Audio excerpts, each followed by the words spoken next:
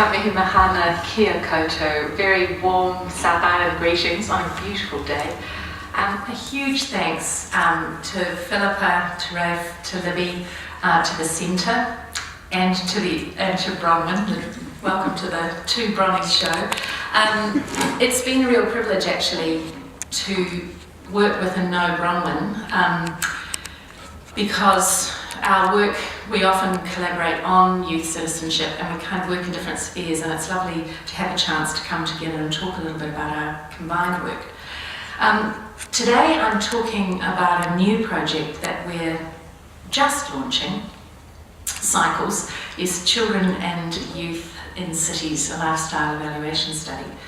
And it's funded by the UK's Economic and Social Research Council, and it's part of the Centre for Understanding Sustainable Prosperity, or CUSP, that's led by Tim Jackson in the UK. Vokia, who is, I think, here with you, is also worked with Tim for many years. I think I've worked on 3 of his teams now, and this is a really exciting project. It's part of a thread of work within the Centre that is looking at thinking about how we support people to have the capability to flourish as human beings within the ecological and resource limits of our planet, and to think about how people conceive their prosperity and well-being and what the social, political and economic conditions are that we need to achieve this. So this particular project, I'm going to have to slightly turn on the side and have a look. We begin from a premise that overlaps very strongly with Bronwyn's work and her Marsden as well, where we're thinking about children and young people as competent actors in their own right, beings and not becomings, with the right to participate in decisions that affect their lives. So from that position, we're interested in thinking about and rethinking understanding issues for youth defined in the UN terms of 12 to 24, which I can talk about the difficulty of making that age range work, how people conceive their good life or their well-being in urban cities, and to rethink how we consider agency or our ability to imagine and affect change. In other work, I've been thinking about models of citizen action and activity and offering different models. But this one, we're first interested in going back to the basics and just listening to what people say makes a difference to their self-reported well-being and their physical well-being. So we're marrying it alongside the OECD and World Health Outcomes. There's another part of what we're doing, which is why we're immediately talking about what we're thinking about and finding within the first few days of starting our wave of focus groups, is that we're working on sharing ideas rapidly that might make a difference for sustainability in and amongst cities, with publications and also with multimedia outreach. So we're pleased to be working alongside Amanda Blue, who's a BAFTA award winner, and making a series of short films about children's lives in the cities that we're working in, and also kids and young people recording as citizen journalists what it is that they like about where they live and what they would like to change. There are 3 steps that we're doing, but the study is modular, so and most researchers in the room will know why we're doing this, the reality of limited funding horizons. So the first round can be repeated again and again over time. Our very first report just came out, and it's actually available on the CUSP website, Young Lives in 7 Cities, which was just a desk-based assessment of where we were at, what are the issues that are facing the communities that we're working in. What we've just begun now is a wave of focus group and photo elicitation studies about a day in my life. And then next year we roll out a large quantitative city survey across each of our cities about how we're living now. And it begins from a team of us who worked together building on the United Nations Global Sustainability Study that we were all involved with in 2012. And well, most of us were involved in it, and we worked together quite well. And it was a tip I learned from Joe Boyden from Oxford's Young Lives longitudinal group, about small is beautiful. So that study that we did with the UN was with 18 countries and 18 teams, but the 7 of us have collaborated across our countries for the last 8 to 10 years, and it's been a real privilege to work with this group, and we're excited to launch the project now. Just before I talk a wee bit about the project, I don't really need to explain why Cities to the Sustainable Cities key team that have done so much for New Zealand and internationally as leaders in terms of thinking about how we plan. But it is worth remembering that cities are the site of consumption, occupying about 2% of the world's actual physical area. They're responsible for, or the sites of vast amounts of our consumption. About 66% of us will live globally within cities, already way over 86%. We're a very urbanised society here in New Zealand. But 7 in 10 of the world's young people by the middle of this century will be living in cities. So those cities are both extraordinarily vulnerable to climate change. They're also the site in which behaviour and inequality will make enormous differences. Hence the flurry of global agreements and focus on cities. The Paris Climate Agreements are now followed up by the next round of the AR6 reporting for the IPCC will have a new feature on cities, which is it's a privilege to work on coordinating. The Sustainable Development Goals, City Focus, the Sendai Agreement, the New Urban Agenda. So against this background, we were interested in just understanding young people's experiences of energy use and consumption and self-reported well-being compared to stats that we've had. Now, why these cities?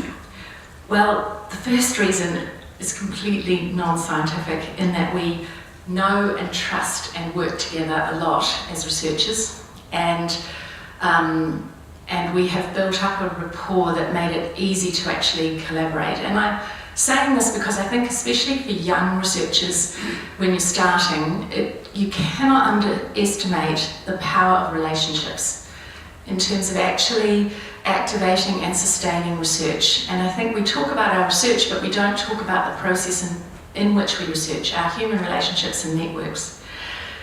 So Christchurch is only in there because I live there, but in a way, our earthquake study made us suddenly a little bit more interesting. Our earthquake experiences. We've always felt we were interesting, but nobody else was particularly interested in us. But we are dealing with, as many of you know, some exceptional issues still in youth mental health, in a significant 10% of food insecurity reported amongst young people in Christchurch, and for 40% of Pacifica communities, extensive overcrowding and housing access issues. Dhaka is the fastest expanding city in the world, and Mehdi Hassan, who leads that group, is looking particularly at the loss of green space, but also issues of security and growing inequality. In Grahamstown at Rhodes University, Grahamstown being the smallest town in our study, because while there's a focus on the big megacities, most of the most interesting and difficult things are happening in the mid-range of cities, as you all know. But Grahamstown has a history of inequality, huge issues of security, both physical security, but also water security, and it's dominated by its experiences of apartheid. And it's an interesting town for a number of reasons. New Delhi is huge. So actually we're focusing with the Mlindujar and JNU University at Jagdamba Camp, which is, for those of you who know New Delhi, right next to Connaught Place. So it's an extremely, it's a site of extreme inequality. You've got the greatest huge mall development right next to an informal settlement that's been informal for 50 years, built around a drain, at huge risk of flood and food insecurity. But through the last 40 years, the community has really produced some quite remarkable and significant positive outcomes for children in that community. Lambeth and its neighbouring Chelsea and Kensington after the Grenville fires has become much more globally focused on but it's a community that is suffering from both severe inequality and a housing crisis. Most households' energy consumption accounts for almost 41% of the budget after food. They have high rates of fuel poverty and very high issues of security for kids from street violence. The same is true for Brazil, Sao Paulo, the 7th most populous city, with high crime and great issues of social inequality. Yokohama, and I should say Lambeth is led by Kate Birmingham and Sue Venn, with Tim's team from Surrey. Brazil is led by Helio Matar, who runs Akatu, the Sustainable Consumption team. And Yokohama, led by Midori Aoyami from the National Environmental Science Institute, was planned as a model city for Japan, a model environmental city. It's in Japan's ageing population. It's a city that has provided previously high youth employment, but is now experiencing high issues of mental health.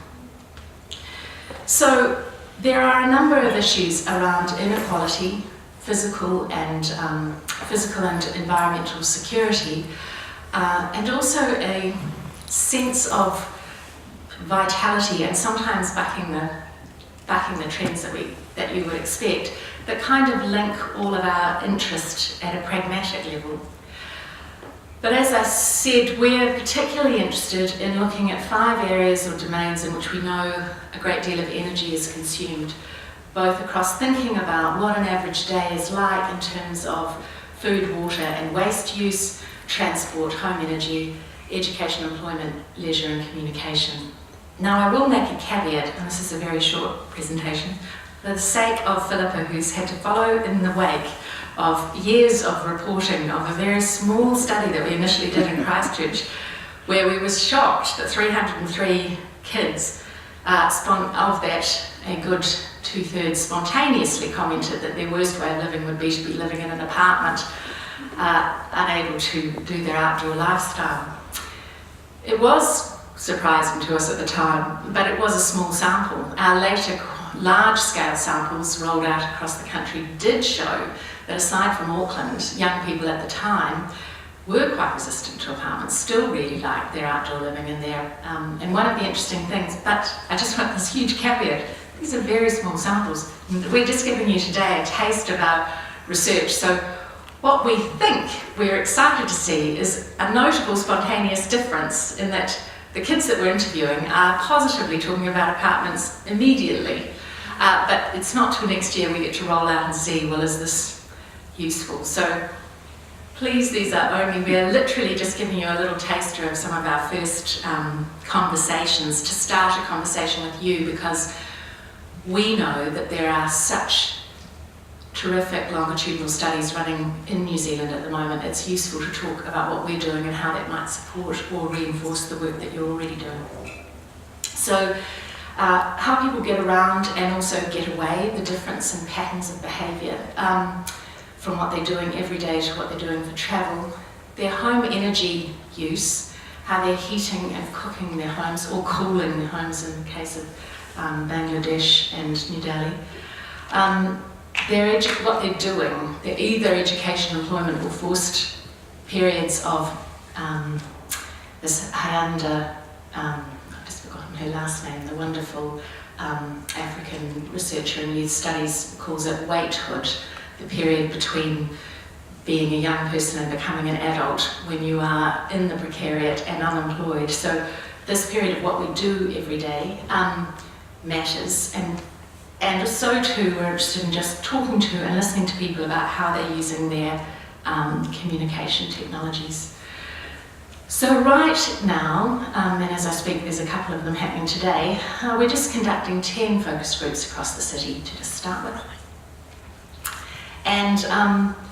And what we're doing in those groups is looking at several questions, and from the 5 that we've already, so this is just 5, so we're talking 50 kids, you know. So it's just, and this is just literally a quick look, but just to give you a taste for what's coming out of our study and 2 of the other cities. If we take issues around the theme of food, water and waste, when we ask people, and we're just literally asking people an odd question, which is, where do you get your food, or where do you get your water? So when you ask where do you get your water, most kids in Christchurch say, you like your barley, and say, from the tap.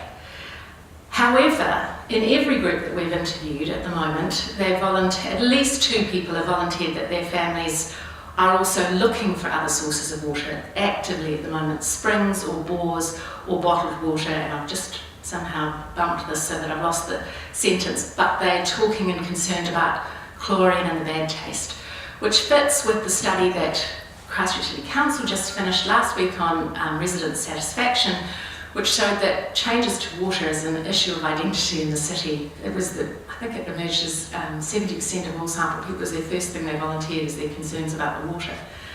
And more about the fact that it's the treatment of water and its taste. The first impressions, the higher the decile the school, and again, this is just simply reinforcing what we already know, but it is quite striking when you're just asking people, where do you get food, that the kids from higher decile schools are immediately talking about greener food. They're the people that are immediately talking about their big gardens, their grand's veggies. They're the ones that are volunteering that they get my food bag. They're the ones that are talking extensively about experiences of family shopping, going together to the supermarket, that they go in a family car and what they're doing. When you prompt university students about where do they eat, they are eating, they say, oh, we usually eat, oh no, hang on, we eat out every day at lunchtime, some.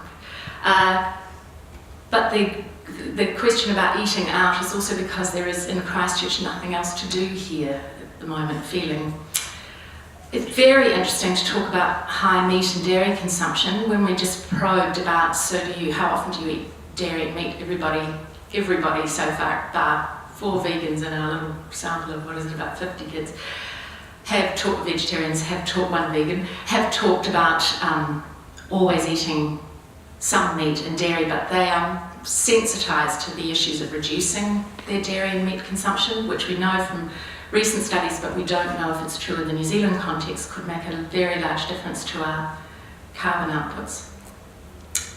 But rural teens who are living in cities, and I know this from another study we're running at the same time, are very defensive and very anxious about this. And again, it's like water, it's an identity issue. And waste. We're having very complex conversations in classrooms and community groups and sports clubs at the moment about recycling and plastic, but not, strikingly unlike Europe, no closed loop or product longevity discussion yet. So when we first did a similar study in 2008, and I'll wrap up now, we were not talking about sustainable consumption in communities in New Zealand, and it was striking to hear it talked about regularly in Europe. Here we are now talking about recycling and reusing, but we're not talking about closed loop production, and we're not talking about product longevity. So just to give you a taste, literally and figuratively, for some of the other studies that are coming through this week as our colleagues work in, for instance, in New Delhi, Jagdamba camp, because it's built around a drain, water is a huge issue. So 1 tap per 50 families. It's an open drain, has been for 40 years. And what we like to eat and what we do eat are quite different. And I'm just signalling, although many of you will understand this, the ethical issue of aspiration. So while the outcomes of this initially go onto a display for a month that the ESRC is doing in London, we're very conscious, and the kids are very conscious, that they don't want to be deficit shamed against others. So this conversation, the visuals about celebration of food, what we are actually doing and actually eating, we're getting through conversation. But the kids are not, in the agreement with the kids is we're not recording that. Also though, and I was present when we asked some of these kids this, the waste collection, the first question is who can affect change and what would you like to see done? And a 12-year-old just looked at us and said, in beautiful English, isn't it obvious? They just need to clean up the shit here. Which is, so Grahamstown is like Cape Town due to a series of issues around governance, is facing a major water shortage. And water and access to water is huge, and it's compounding existing inequalities. People are wanting to eat healthy choices, but they aren't available. And their waste collection and waste support, like Delhi, is just simply not available. But I just wanted to pause on one little thing, the getting around and getting away question. One of the immediate values that hits you when you do across cities comparisons, we know that we have very few studies at the moment where we have rich conversations between North and South, and very few studies of southern consumption. But a Christchurch child last week said, I know it's not realistic or anything, but I think if they made buses free for kids, it would be great. Well, we know in Lambeth, that's one of the single most successful things that London has done, is provide free buses. And today, I think in Wellington, you've got the new subsidy for bus access. But the other thing is that, as you all know, many of these kids are trapped in lives where they can't affect change. So Lambeth is a string community, a migrant community of forced migration, migration for work and migration for opportunity, but it then brings in that globalised society enormous pressure to travel to how do you maintain your family links in that context. So that's just a taste for what we will do, and I'm terribly sorry to be rushing away at the end of this seminar, but we would love to connect with other research teams who are working on similar projects on any of the broad themes. And it's a privilege to be here today. Now, I hope I haven't used all Brian's time, but I'll leave you to it. Kia ora koutou, lovely to be with you and lovely to join another Bronwyn. We do have this problem quite a lot. We've done special issues together and we don't even know how to email each other without getting quite muddled. So yeah, Bronwyn Hayward. So today I want to talk about some, a kind of like a little conceptual piece that I haven't really talked about before, but it's been something I've been thinking about lots and lots and growing in interest, and reading primarily American studies and thinking we need to really nail this for New Zealand. So I have a scattering of research that I want to talk about today. Already I've heard some from Philippa that I could add to this, and I'd quite like to at some stage write it up a little bit more thoroughly for New Zealand, because I do think our issues are different than elsewhere in the world. Just a tiny bit of background so you know where I'm coming from. I've only been at Vic for about 7 years.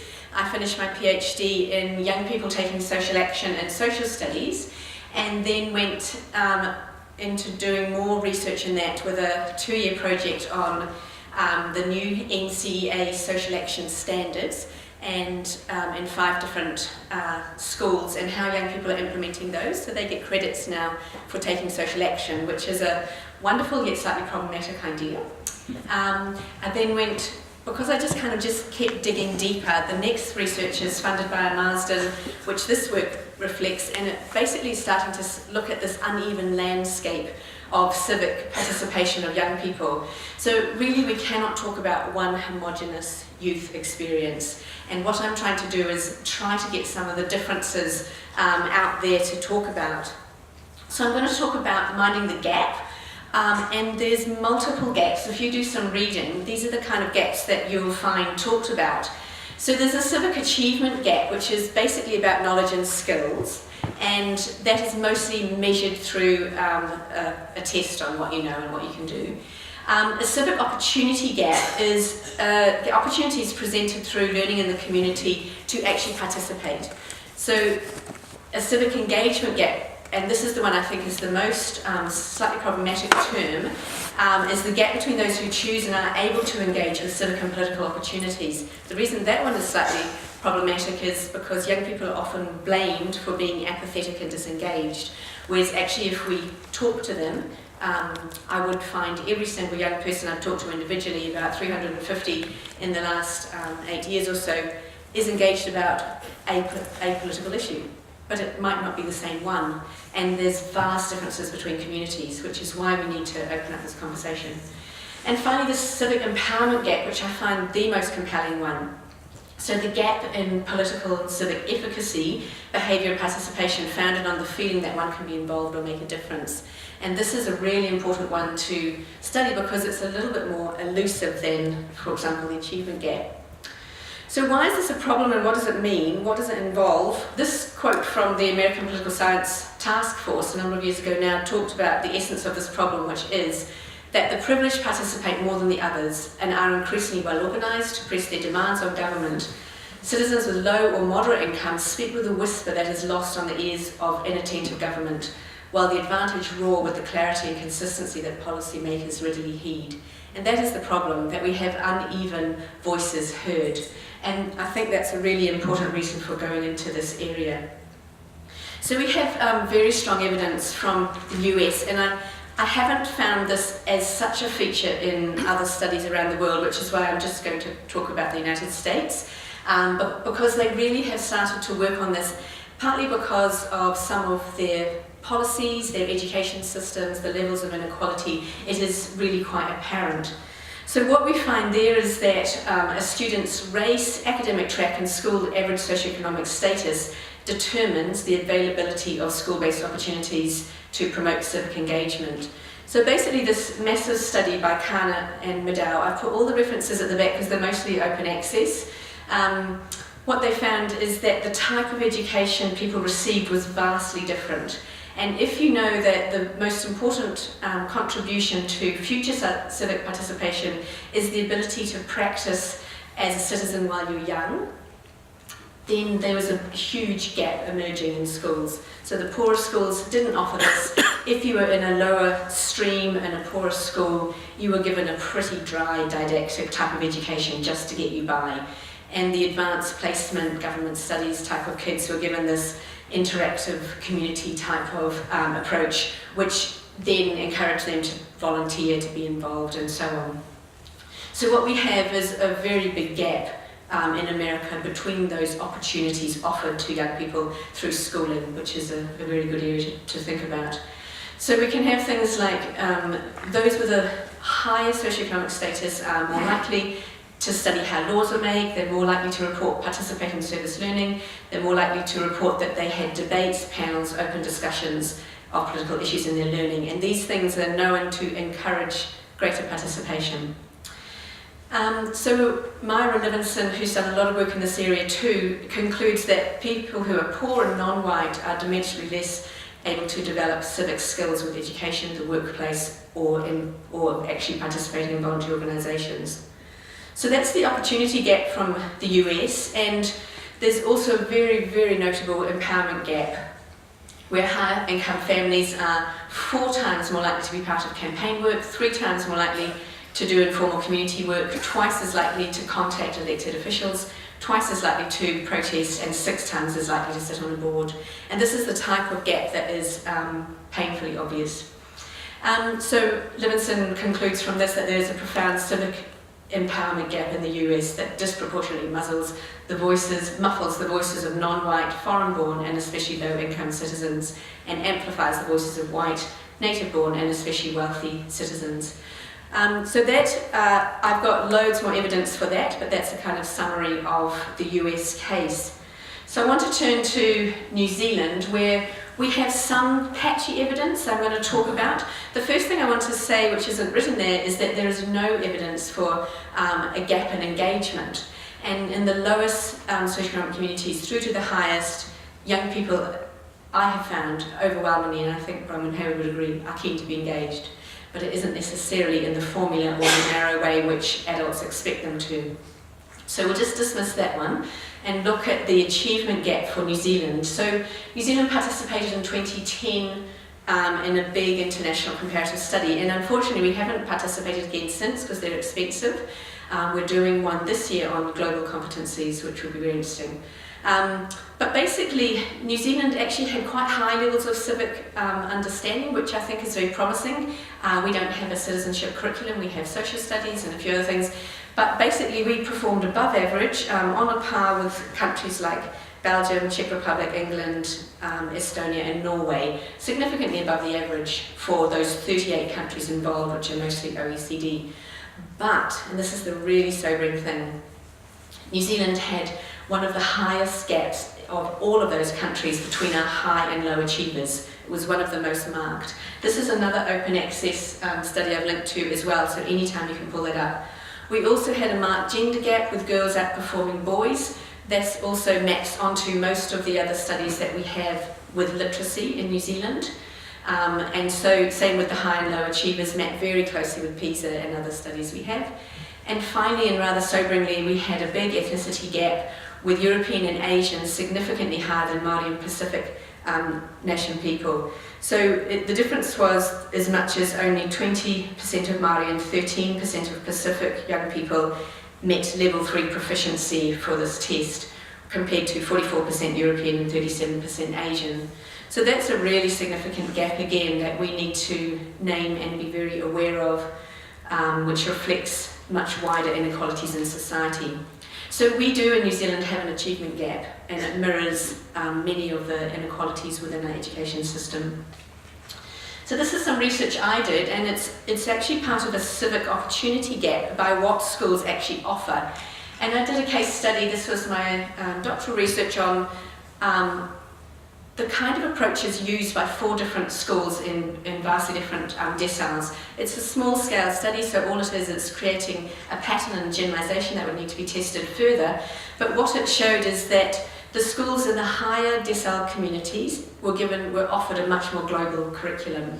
So they were learning about climate change, they were learning about inequalities of development across the world, they were learning about conflict at the global level. Whereas when I was in the lower socioeconomic schools, decile 1 and 4, they had a highly localised curriculum where they might study a local issue like a McDonald's arriving in their town or something like that. But very, very rarely were they then extended. Now, this is a tricky thing because we're encouraged a lot to do place-based education and to consider local issues. But one of my critiques is that you then offer some young people quite a more limited education than others, and I think we do need to take that seriously. Of course we need to study the local, but we need to expand it to the global, because, for example, the decile 1 kids had no knowledge from what I could work out about things like climate change, which is really significant. So I actually shared this data. One of the things I like to do is ask young people to help me analyse data.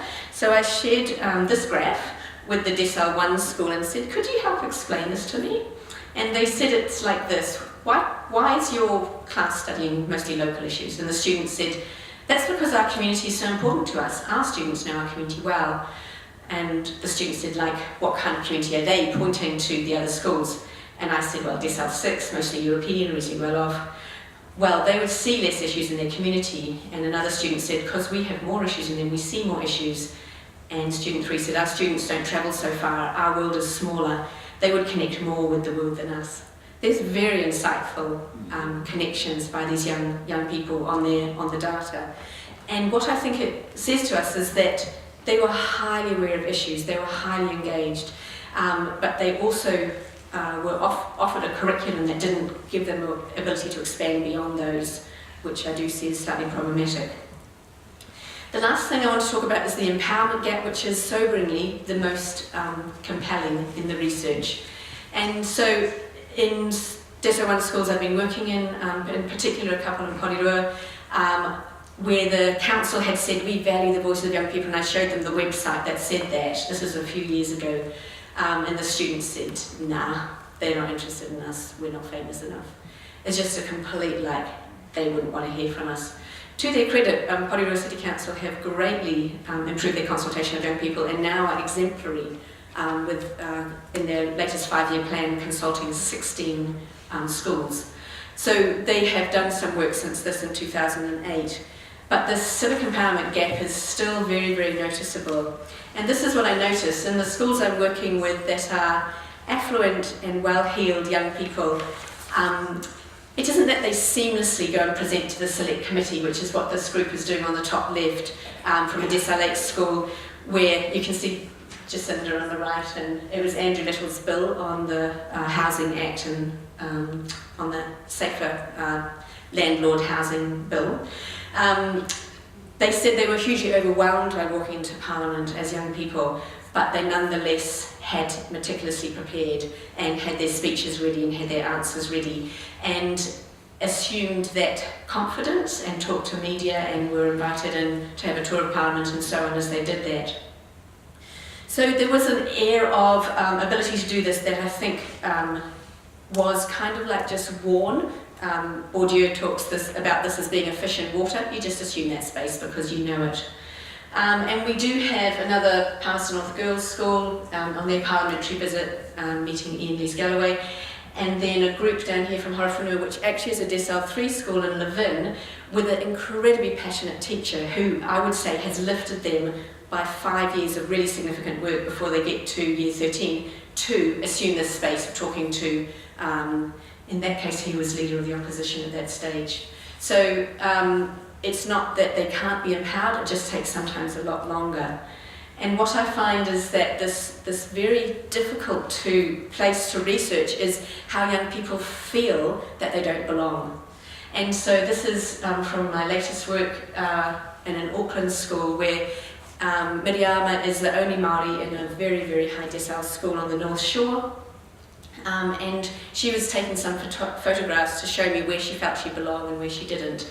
And she said, it's class where I actually don't feel, well, I feel different because there's a lot of other nationalities and religions. And you could just see it on her face, the lack of confidence in that space as one of the only Māori students in the whole class.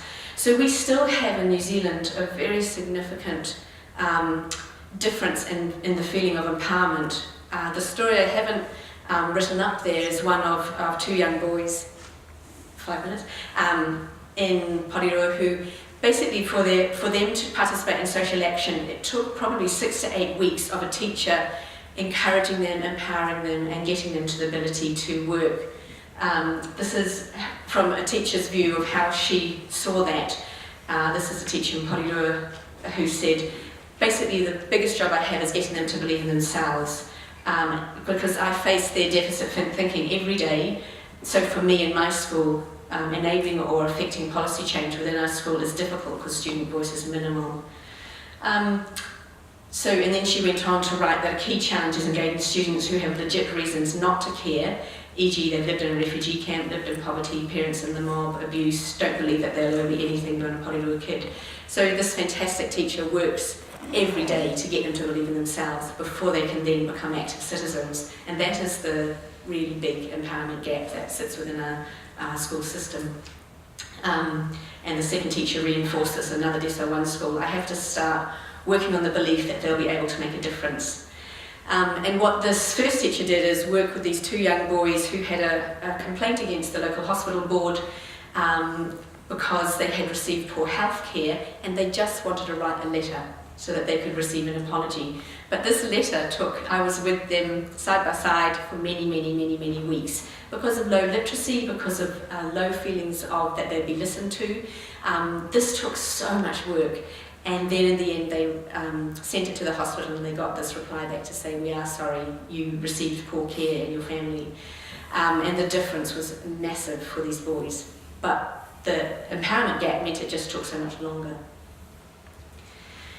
So I theorised this in a paper I wrote at one stage about participatory capital and basically using Bourdieu's idea of his conceptual triad and his species of capital.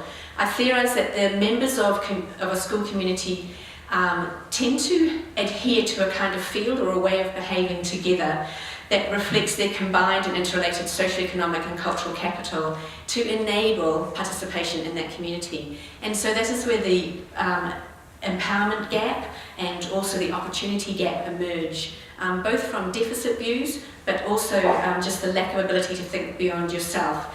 So this is an idea I kind of want to keep playing around with and how that operates because I believe it can also be usurped by good teaching, by good education, by strong community support and encouraging young people to have the mana that they deserve to work in these spaces. So just to finish on the last bit of work I've been doing, I just wanted to drop in this little bit because if we recognise these gaps, we need to have a different approach to education. And from a huge amount of studies across schools, this is what I think are the most simple messages about when and where is civic learning most powerful. Firstly, when it is authentic, topical and meaningful. So this is where we need to have really good knowledge of the issues we're studying. What we found is students who had a very lightweight knowledge then took very weak social action. They had to really know their stuff. When the issues had personal and social significance to them and their communities, they were far more engaged and they were far more able to make a difference, which involved the teachers working closely to find that fit with the issues they wanted to take action on. And when you involve them with real people in real places, one of the most inspiring things was to hear from other young people and to hear from members of the community who had made a difference. And that, according to these young people, made a lot of difference in their sense of empowerment, knowing that others had gone before. So when students had a deep knowledge about the social issue, their social actions were more significant, more aligned and more meaningful. And that's an open access report that we've just written as a kind of summary of all that. So there's heaps and heaps of references just in case you want to follow up. But basically, just to conclude that there is a very uneven landscape of civic empowerment in our communities. And I think we need a much more nuanced conversation about the type of citizenship education we offer and the type of expectations we have of young people, recognising that they don't all start at the same place. Thank you.